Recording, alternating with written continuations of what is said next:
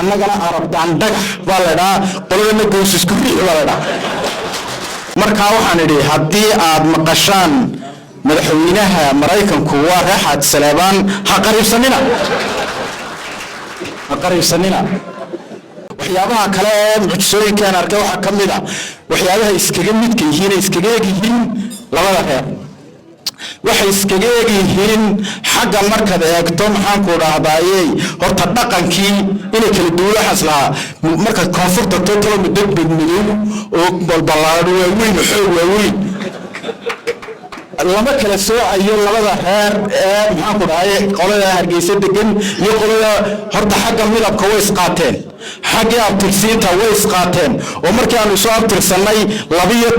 iyo 14 laandheer 14 buu noqday 14 bay ugu tagay Saleebaan halkaana waxa bur markii la soo abtirsaday isku mid bay ka noqdeen dhinaca kale xagga geesinimada labada dhinacba geesinimada lagu xantaa xagga warkeeda meelay xaggana horaan u naqaanay waxa kale oo la yiraahdaa annagana arabtaan dhagax baa la dhaa qoladana gows isku riix baa la dhaa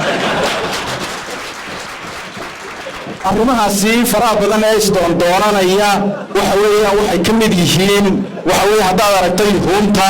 iyo si iskugu faraxsan yihiin professor Daacad wuxuu yiri ruuxdu ayada isdoonata runtii ruuxdu ayada is soo dooratay dad walaalaa nahay cid shaki kaga jira yaani jirin hadii hore u jirtanay jirin imaka ma jirta baan leeyahay annagu qalbiga lagu sii deynay walaalaha ayaa tihiin Hargeysa ayaa midku casuumina magaaladiinii baa idinku casuumina geelini baa soo arkaysaan bilgudada tagaysaan gumar baa tagaysaan araarida tagaysaan gumbiraha tagaysaan kanaashin baa tagaysaan Abubakar Axmed baa tagaysaan dhammaan gobolada dhan ayaa idinku casuumina taana idin ballan qaaday hadda tiireeyay كلي حفلها نودي أركاي مكاي وصورة واحد جردم كبير دونته إثيوبيا